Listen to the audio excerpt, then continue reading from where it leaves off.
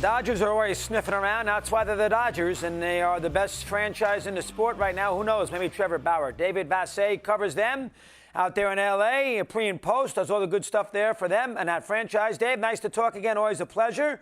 I could see it, a short-term contract. Maybe the average salary is high, but I could see a 2-year, $70 million deal. It wouldn't shock me. What's the interest right now with Bauer? Let me get your sense on it. Go ahead. Yeah, I could see that too, Mad Dog, especially since it doesn't seem like Trevor Bauer's market has developed the way that he thought it would. From my understanding, it's just a handful of teams that have given him serious consideration this offseason. And the Dodgers, yes, are among those that have kicked the tires. But Andrew Friedman kicks the tires on a lot of free agents. But this one seems to be serious if the Dodgers get Bauer for their price. It feels like similar to the Bryce Harper offseason where, yeah, the Dodgers would be interested in signing Harper, but for their price, and they're not really going to budge. So if it is a short-term deal, the Dodgers and Bauer might be a fit.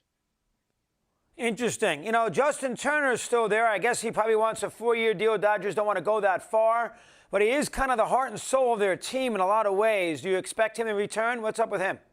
Well, let me just say this, Chris. We heard the report about him wanting 4 years.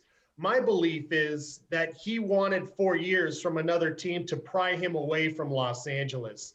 He just means too much to the team, to the city of Los Angeles, for him to just leave for the same amount of years and dollars that he could get here with the Dodgers. And I've had a few signs in the last week or so kind of signaled to me that Turner and the Dodgers are going to find their way back to each other. He's out here in the San Fernando Valley working out in Chatsworth, and it just seems like he needed some time to clear his head after the World Series. And yeah, the Dodgers were willing to allow him to go out there and see what he could find. If he could find something more lucrative, the Dodgers definitely would not begrudge him. But it feels like Justin Turner and the Dodgers are getting closer to a reunion again.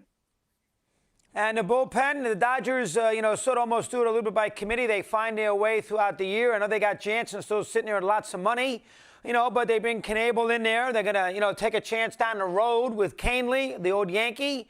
Trinan, they got signed. So the Dodgers will mix and match with that bullpen. They've done that before, Brendan Morrow. They will mix and match with that bullpen as much as they possibly can, correct?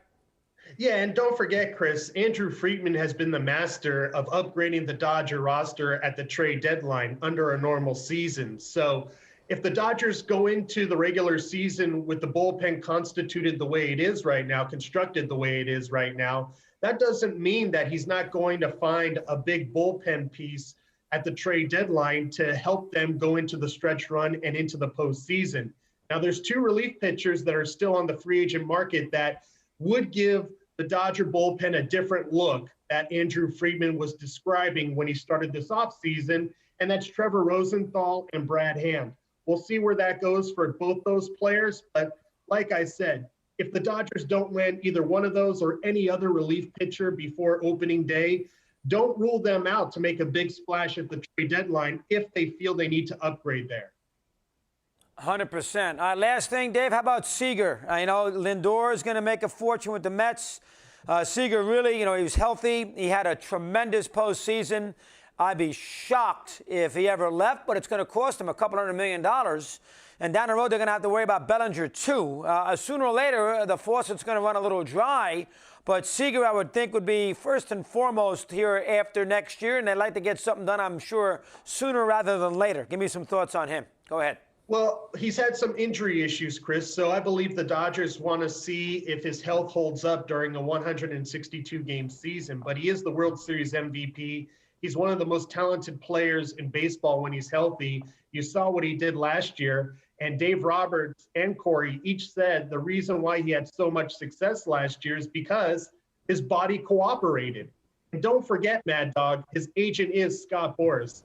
And Scott Boras does like to take his clients to what they have rightfully earned, and that's free agency. And when you get to free agency and other teams start to bid on you, all bets are off. So I don't see the Dodgers and Seager going for an extension at this point in time, especially before Francisco Lindor and the Mets come to some sort of extension, if they do come to that. Hey, good point about Boris, 100%. I hadn't realized that, so I learned something. Dave, you do a great job. Thanks for a few minutes here today. Keep up the good work. Appreciate it.